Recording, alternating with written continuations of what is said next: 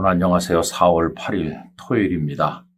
고난주간 마지막 날이죠. 예수님께서 무덤에 계신 시간입니다. 오늘 하루도 경건하게 주님을 바라보면서 내일 부활주일을 맞이할 마음의 준비를 잘 하기를 간절히 원합니다. 오늘 우리가 함께 읽을 말씀은 사무엘하 4장, 5장, 6장, 7장 이렇게 4장이 되겠습니다. 오늘은 그 중에서 사무엘하 6장 11절 말씀을 함께 읽도록 하겠습니다. 여호와의 궤가 가드 사람 오베데돔의 집에 석 달을 있었는데 여호와께서 오베데돔과 그의 온 집에 복을 주시니라. 아멘. 오늘은 오베데돔에게 임한 복이라는 제목으로 이 말씀을 잠시 나누고자 합니다. 왕이 된 다윗은 하나님의 은혜에 깊이 감격했습니다. 그래서 오랫동안 방치되어 있던 하나님의 언약궤를 자신의 성으로 모셔오기로 결심을 하였습니다. 하나님의 언약궤는 엘리가 다스리고 있던데 블레셋과의 전쟁 중에서 빼앗긴 적이 있었죠. 그랬다가 다시 돌아오긴 했지만 제대로 모시지 못한 채로 거의 방치되다시피 하고 있었습니다. 다윗은 사람들을 많이 모아서 이 언약궤를 성대하게 모셔올리는 예식을 거행했는데 그만 소홀한 일이 있어서 큰 실수를 하게 되었습니다. 본래 하나님의 언약궤는 제사장들이 채에 꿰어서 어깨에 매도록 되어 있었는데 그것을 깨닫지 못하고 수레에 실어서 옮기다가 우사가 언약궤를 손으로 붙드는 바람에 우사가 죽게 되었습니다. 이 일로 인해서 다윗은 하나님의 언약궤를 모시는데 두려움을 느끼게 되었고 오벳에돔의 집으로 언약궤를 모셔가게 된 것입니다. 그런데 얼마 후에 오벳에돔의 집에 하나님께서 복을 주셨다는 소식이 들리게 됐습니다. 하나님의 궤가 오벳에돔에 그리 오래 있은 건 아니었습니다. 석 달 정도 있었는데요. 오벳에돔에게 복이 임했다는 이야기를 들은 다윗은 다시 재정비해서 언약궤를 다윗성으로 모셔 올리게 되었습니다. 여러분, 다윗이 왜 언약궤를 모셔 올리지 않았을까요? 그것은 우사가 죽은 일로 인해서 두려움을 느꼈기 때문이죠. 그가 두려워했던 이야기가 사무엘하 6장 9절과 10절에 잘 나옵니다. 다윗이 그날에 여호와를 두려워하여 이르되 여호와의 궤가 어찌 내게로 오리요 하고 다윗이 여호와의 궤를 옮겨 다윗성 자기에게로 메어가기를 즐겨하지 아니하고 가드 사람 오벳에돔의 집으로 메어 간지라. 좀 이상한 얘기지만은 마치 하나님이 기피 대상이라도 된 것처럼 하나님의 언약궤를 모시려고 하지 않았던 것이죠. 그러나 오벳에돔은 석 달 동안 그 언약궤를 기꺼이 자신의 집에 모셨습니다.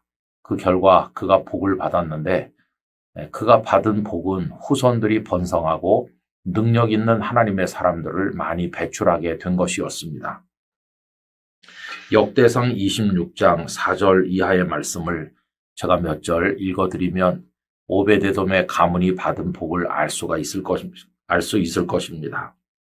오벳에돔의 아들들은 맏아들 스마야와 둘째 여호사밧과 셋째 요아와 넷째 사갈과 다섯째 느다넬과 여섯째 암미엘과 일곱째 이사갈과 여덟째 부올레데이니 이는 하나님이 오벳에돔에게 복을 주셨습니다.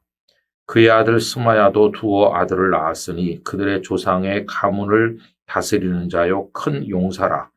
스마의 아들들은 오드니와 르바엘과 오벳과 엘사밧이며 엘사밧의 형제 엘리후와 스마갸는 능력이 있는 자이니 이는 다 오벳에돔의 자손이라. 그들과 그의 아들들과 그의 형제들은 다 능력이 있어 그 직무를 잘하는 자이니 오벳에돔에게서 난 자가 62명이며 라고 되어 있습니다. 후손이 많이 번성했을 뿐만 아니라 그들이 다 능력이 있어서 하나님 앞에서 잘 섬겼던 인물이었습니다. 자, 이런 복이 오벳에돔의 가문에 임한 거죠. 자, 그런데 다윗이 오벳에돔의 집에 복이 임한다는 소식을 듣고 모셔가게 된 것은 불과 석 달 후거든요. 그럼 그 석 달 동안에는 어떤 복이 임했을까요? 이 자손이 번성하고 능력 있는 사람들이 배출된 건 나중의 이야기고 당장 그 석 달 동안 하나님께서 오베데돔의 가정에 복을 주셨다는 겁니다.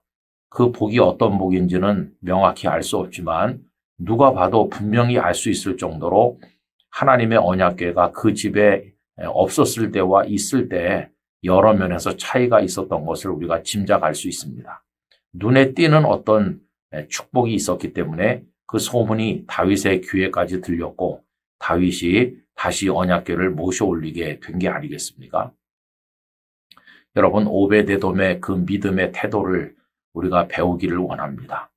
누구나 다 꺼리고 하려고 하지 않을 때 그때 정말 헌신하는 사람이 필요한 것이죠.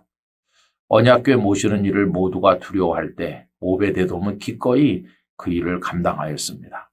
교회 안에서도 보면 누구도 하려고 하지 않는 어려운 일이 있게 마련이죠.